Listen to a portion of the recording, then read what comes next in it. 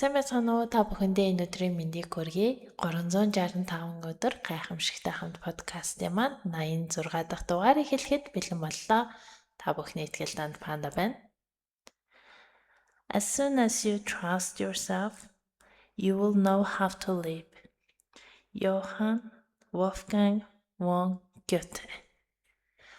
За тэгэхээр өнөөдрийн маань перцептийг хэлсэн хүний хувьд болохоор Goethe гэд бид нар бас нөгөө нэг сургууль эднэр идэв шүү дээ тий. Германы соён гэгэрүүлэгч, агуу яруу найрагч, зохиолч, гүн ухаантан байгаль шинжээч хүн байна. Нэр нь амар урт юм а тий. Тэрээр Германы уран зохиолыг дэлхийн тавцанд гаргасан бөгөөд шуурга ба давталгай хөдөлгөөн болон Ваймарын классицизмын гол төлөөлөгч байсан юм байна. За алдартай бүтээлүүдийн хувьд гэх юм бол Фауст сонсч ирсэн байна. Ойлгомжтой л ахalta тий. Залуу эртрийн шаналл. Вильгельм Майстрийн суралцсан он жилүүд.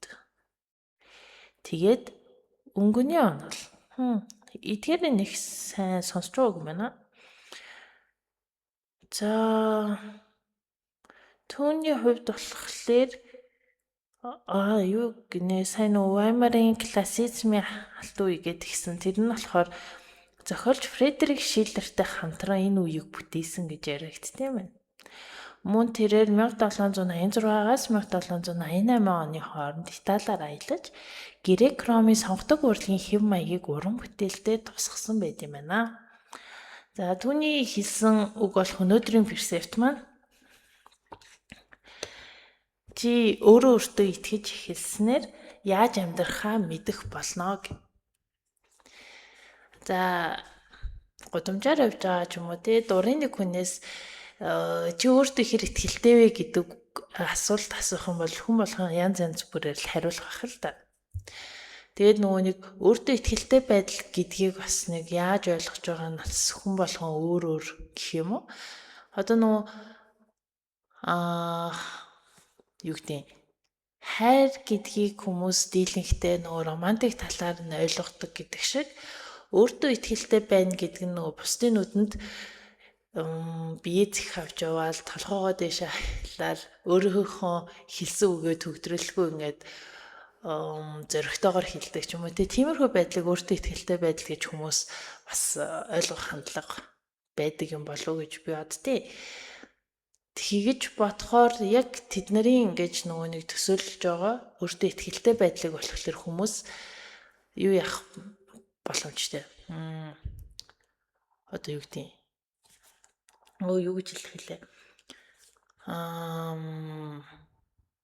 Жүжиглэх боломжтой гэх юм уу? За өөртөө итгэлтэй байгаа юм шиг жүжиглэх боломжтой. Гэтэл яг үнэндээ өөртөө итгэлтэй байдал гэдэг нь болохоор энэ Goethe-гийн хэлсэн үгнээс харах юм бол яаж амьдрахаа мэдэх гэдэг үг гараад ирчихлээ л да. Амьдралдаа юу хийж, юу хийх вэ? Яаж амьдрах вэ гэдгийг мэддэг хүн хэр олон бэ гэж асуух юм бол бас хэцүү бах. Өнөөдөр маргаашийнхаа амьдралыг болгож байгаа хэрнээ ойрын 5, 10 за бүр ингээ хоолын 20 жилийн дараа та яг ямар хүн болсон байх вэ гэж хүмүүсээс асуух юм бол ер нь бол би тийм хүн болноо ч юм уу те би яг тийм зүйлийг ингээ хийсэн байна гэж хариулах хүн бол үнэхээр ховор хаа. Тийм болохоор хэдүүлээ өнөөдөр энэхүү дугаараараа өөртөө итгэлтэй байдал гэдгийг өөрийнхөө амьдралыг ямар амьдралаар амьдрахыг хүсэж үшээ. Хүсэх гэдэг нь бас арай жоох өөр юм байна.